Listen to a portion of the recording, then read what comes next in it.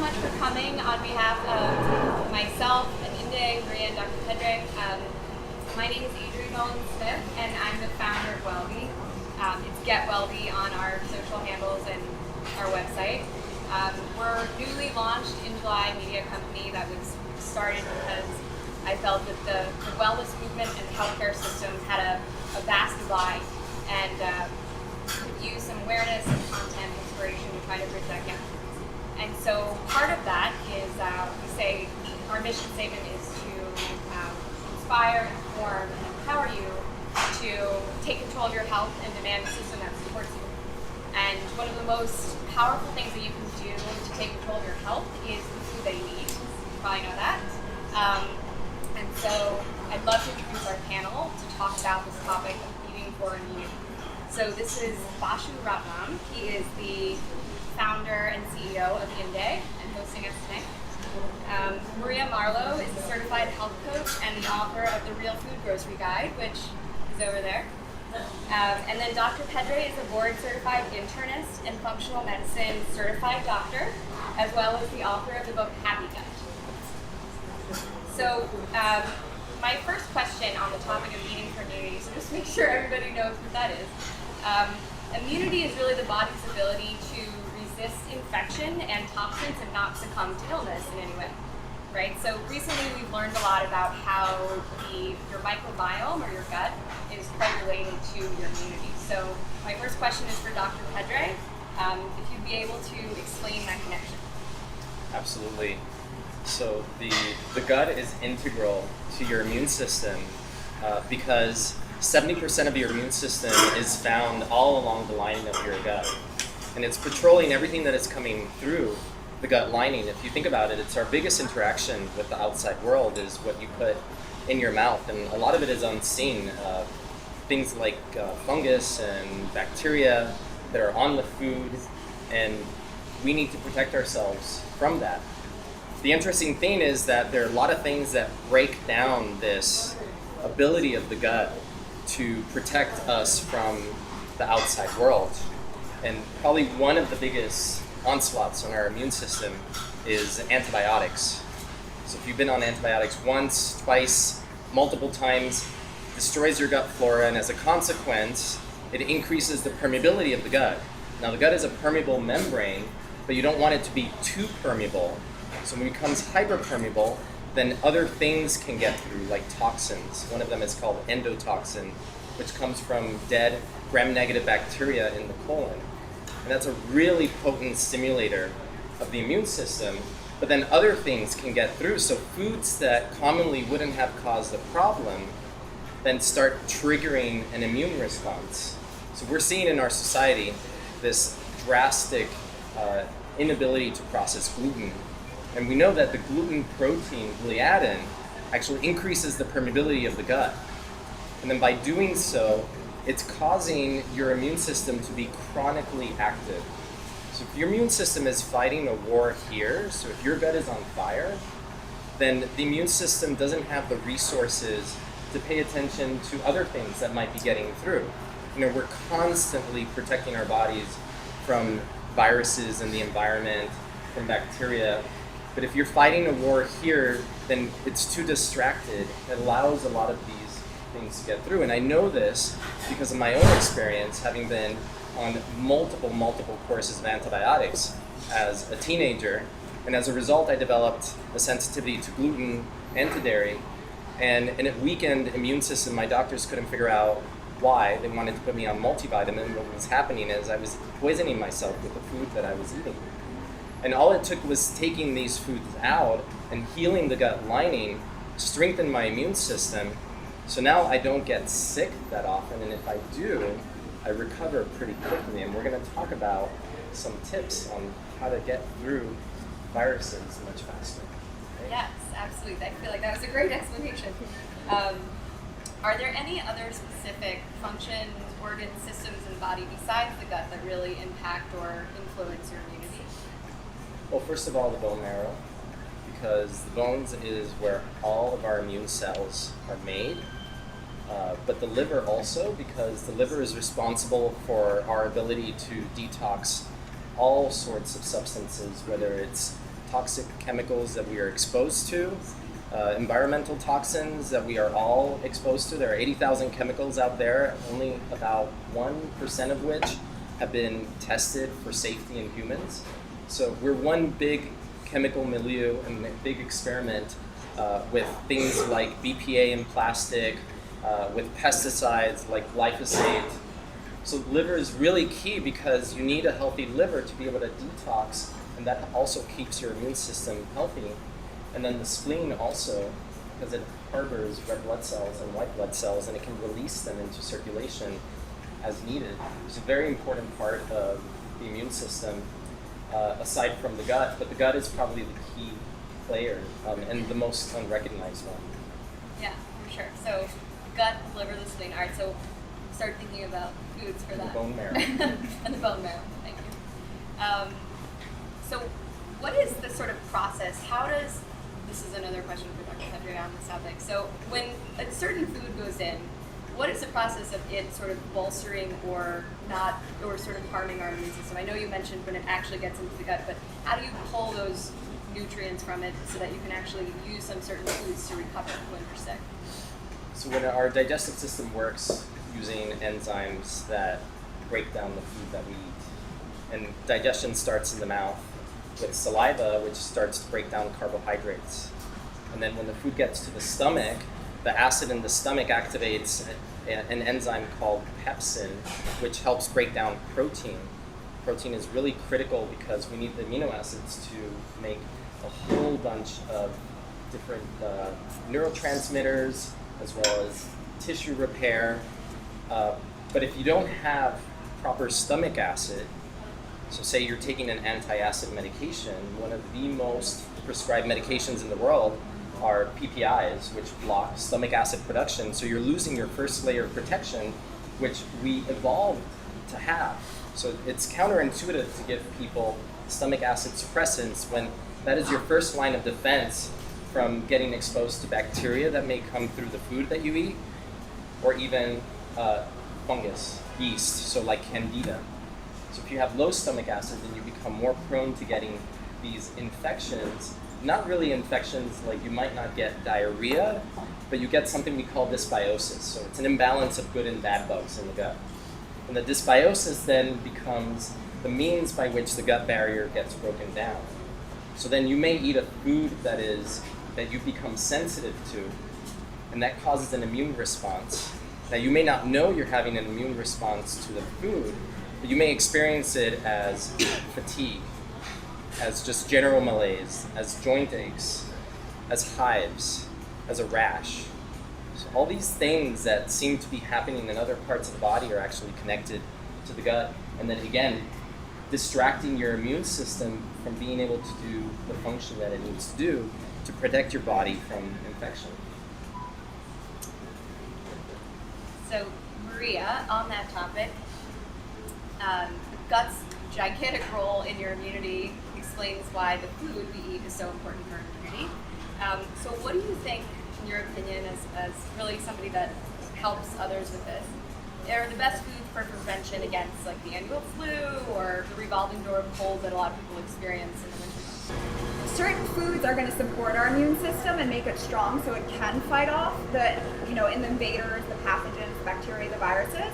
And certain foods can actually depress our immune system and make it more likely that we're going to come down with the cold or the flu or whatever that pathogen is. So probably the most important thing that you can make sure that you're getting in is vegetables, your vitamin C rich fruits and vegetables. And I think very oftentimes, especially among people who are interested in health and wellness, and I'm guilty of this sometimes myself as well, is we feel like, oh, we know what's healthy, we know vegetables are healthy, but we're usually not eating enough. So you want to think, if you think of your plate as a pie chart, you want at least 50% of your plate to be made up with vegetables at as many meals, ideally every meal. And that's going to ensure that you're getting enough of the nutrients that you need and enough of the fiber that you need. That's also great for digestion. And so that's really number one, is making sure you're getting enough fresh produce, fruits, and vegetables. Another type or sort of area to focus on is also the cruciferous vegetables. So these really support your body's detox system and your liver. So they really help your body do its job that it's meant to do. So cruciferous vegetables include things like broccoli, cauliflower, Brussels sprouts. Anything that has that really like sulfur smell is going to be a cruciferous veggie. And then lastly, I would say a lot of garlic and onions and ginger. These foods are known for having either antibacterial, antiviral, or both properties. So consuming them on the regular, I think, is a good idea. Great. Bashu. So some of you may know this, but Inde sort of came from, I think, a bit of an Ayurvedic food tradition. So would you tell us sort of the inspiration for that and how you incorporate, well, first of all, what Ayurvedic foods mean, in case anyone doesn't know, and how you incorporate that here at Inde? Sure. First thing I'd like to say is I don't feel nearly qualified enough to be speaking alongside the two of these experts. But, Inde came from a very personal place for me. I grew up here in New York. My mom and my dad, my mom specifically, really preached from a very early age that food was medicine and it was the center of our foundation, the center of our family life. And she is a psychologist and also a neuroscientist, and she wrote a book in the early 90s that was called Spirit versus Scalpel. And the idea was that in the West we have very prescriptive notions of health and medicine, and in the East we have a very, very different perspective on what that means. And so I grew up in a household where, we didn't have, the emphasis was never really on traditional forms of medicine, but always looking at food as a source of healing and that as a part of a holistic equation, what it meant to feel good and to sort of be centered through your food. And so I always had that relationship with food, and this is very much a personal journey for me. And so I feel like I'm learning as much today through you guys as anyone else in the audience. The philosophy behind Ayurveda, which is what you mentioned, is that food is meant to sort of create and be at the center of your life balance. And that's something that we think about a lot here in the restaurant. And one of my frustrations with trying to eat healthy, so to speak, is that it felt like you had to be a master of the latest trend and trying to understand, what the newest fad was. And actually, Ayurveda sort of created a philosophy that has been around for thousands of years, and it's time tested, and it's now coming in vogue because it focuses on a lot of the things that are being talked about tonight. So eating whole foods, focusing on seasonal vegetables, seasonal spices that enhance the relationship between your gut and your immunity system, and we really try to focus on avoiding irritants that I think is pretty universally accepted that people have negative reactions to, whether that's gluten, dairy, processed food, sugar, preservatives. And so we start with that base, and then within that, another sort of foundation of Ayurvedic thinking and philosophy is that food should be what's called sattvic, so preserving the life force that is inherent in naturally occurring foods and plants specifically. And so everything we make here is as organic and as fresh as possible. We don't use any preservatives. We cut and chop and ground spices and do everything the day that we serve it. There's nothing left over at the end of the night, and we really focus on sort of the quality of the ingredients, and we try to add spices that we believe to be medicinal and helpful and appropriate for the season. So in the winter, we're focusing on spices that help with immunity, that are focused on circulation and anti-inflammation, and in the summer we switch to more cooling and sort of restorative herbs. So that's the philosophy of the brand, and as I said, it's very much a journey for us. We're not experts, but we are evolving and learning from everyone here. So that's where we're at. So you mentioned a couple of broad categories, but are there any specific foods sort of that you generally serve because of their immunity boosting properties, or is everything just kind of I think everything is informed by that, and the way our bowls are composed. Another sort of principle of Ayurvedic food is that, or Ayurvedic philosophy, is that every meal should draw on the 6 sort of main tastes, and so we try to balance our bowls in that way as well. And so we try to not make any compromises, and we don't do things based on just how good they'll taste, but really about the intentional nature of the food.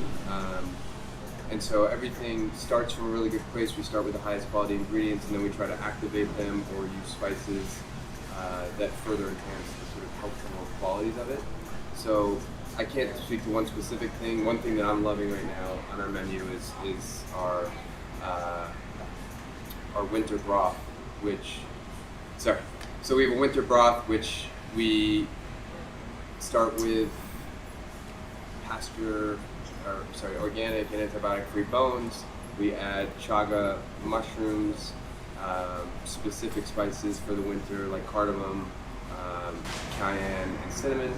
And obviously it's a collagen-rich and really warming and soothing soup that we love and we feel like is immunity boosting. But we'd love to sort of hear Dr. Pedro's take on it if you could verify that for us. Have some thoughts also on that. Yeah, well, I'll just add in turmeric is a very traditional Sure. Indian spice that is very healing, has all sorts of health properties, including antiviral properties, it's anti-inflammatory, so that's definitely a helpful spice this time of year.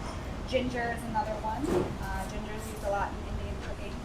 Mushrooms are very well known for their immune boosting properties.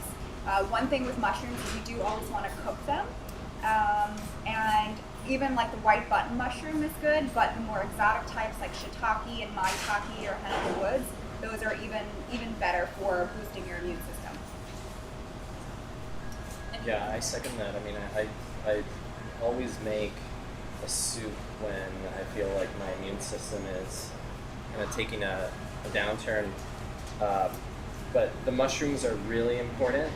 So whenever I do an immunity boosting soup, I always include either shiitake, reishi, the chaga, because they have certain properties that increase natural killer cells, which have activity against viruses. So I find that including the mushrooms in soup is quite important, but also you get a lot of immune boosting properties from using a bone broth.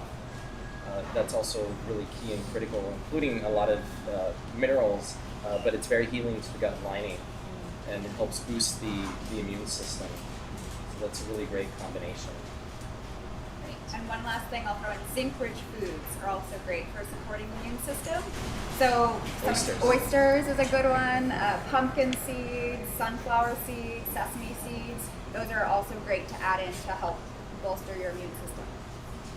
So on that topic, and I'm sure some of these will be fairly obvious, but which foods really suppress your immune system and why? And anybody? I'll start with sugar. Okay. Yeah, sugar is the biggest immune suppressor. So if you incubate white blood cells with sugar, it stuns them for about 6 hours. They can't function. So a diet that's rich in sugar is going to be a diet that's going to inhibit your immune system. Now, a lot of people confuse where sugar comes from. You think, well, I don't eat a lot of dessert or I don't add cane sugar. But sugar can come from a lot of places. A lot of processed starches, white starches, white rice, white potatoes, that's all sugar. And of course, processed foods. And we also have to be aware of the artificial sweeteners because they alter the way that your gut flora functions and they actually increase your blood sugar as a result.